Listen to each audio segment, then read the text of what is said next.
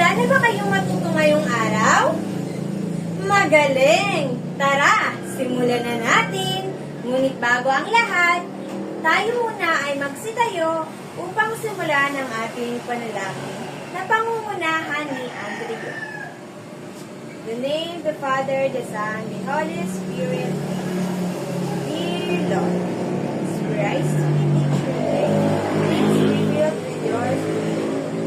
Wherever we go, let us spread love, joy, peace, goodness, and faithfulness. Let us desire to become more like you and to worship you and all we do. Amen. In the name of the Father, the Son, the Holy Spirit. Amen. Magandang umaga mga bata! Bago kayo magsipo, inyo munang tingnan ang ilalim at pagiliran ng inyong mga upuan kung ito ay may kalat o basura. At pag may nakita kayo, inyo lamang ilagay sa tamang lagayan. Bago tayo magpatuloy, ating munang alamin kung sino ang liban at hindi liban ngayong araw sa pamamagitan ng attendance chart.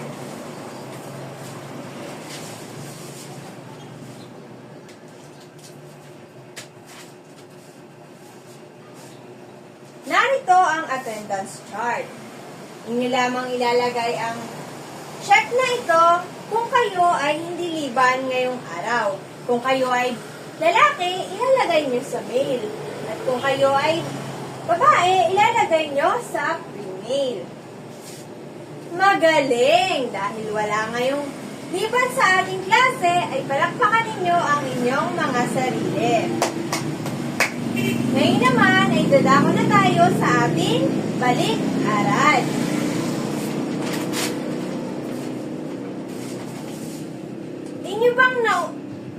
Inyo bang naaalala ang ating pinag-aralan kahapon? Magaling! Kung ganon, ay dapat ninyong masagot ang ating katanungan pagkatapos natin maglaro. Alam niyo bang may laro tayo? At inyo lamang susundin ang aking sasabihin.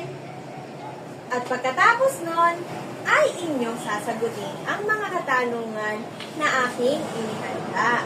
Handa na ba kayo, grade 1? Magaling! Kaya simulan na natin. Pag sinabi ko, ay inyo lamang gagawin. 1, 2, 3, game! Tayo! Ngiti! Taas ng kamay!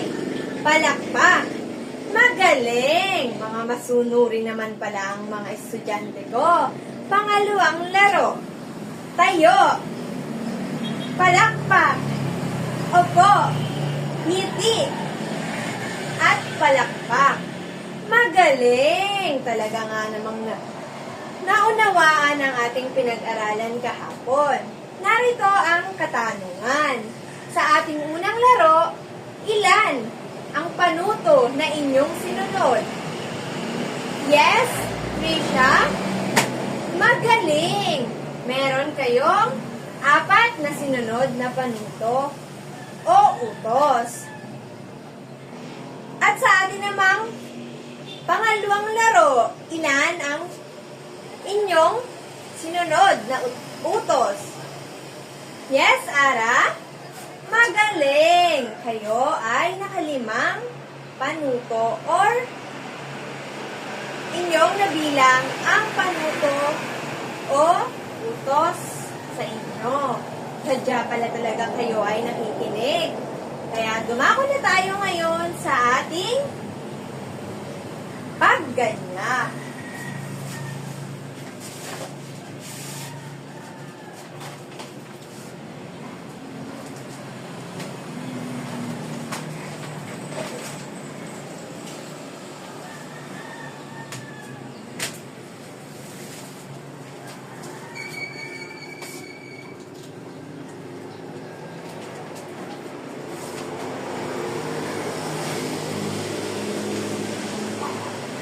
Atin munang babasahin ang panuto. Idikit ang masayang mukha kung ito ay nagsasaad ng paggalang sa pagbati at malungkot na mukha naman kung hindi. Inyo lamang ididikit ang masayang mukha kung ang ating ay nagpapakita ng magalang na pagbati. At ito namang malungkot na mukha kapag hindi.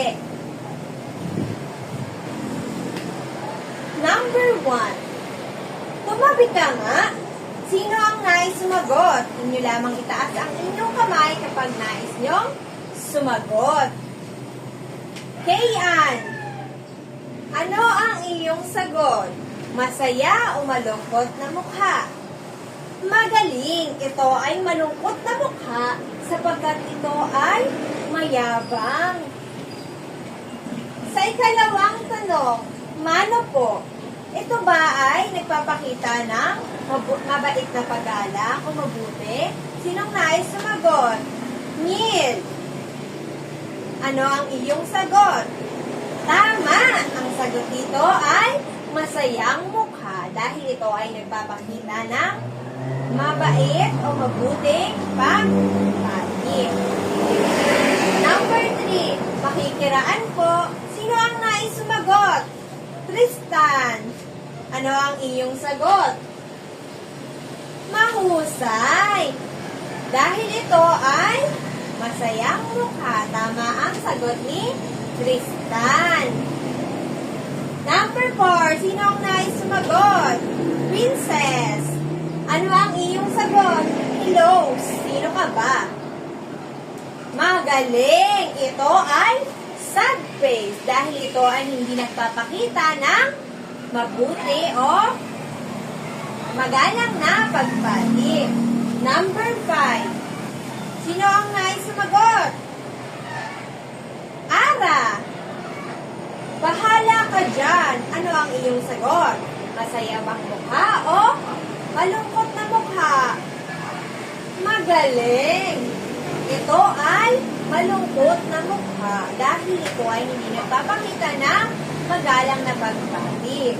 Number 6. Sino ang nais sumagot? Abigail, magandang tanghali po. Ano ang iyong sagot? Ito ba ay masaya o malungkot na mukha?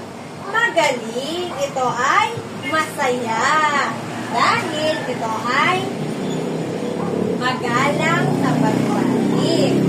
Sino naman ang nais sumagot sa number 7? Mark, ano ang inyong sagot sa 7?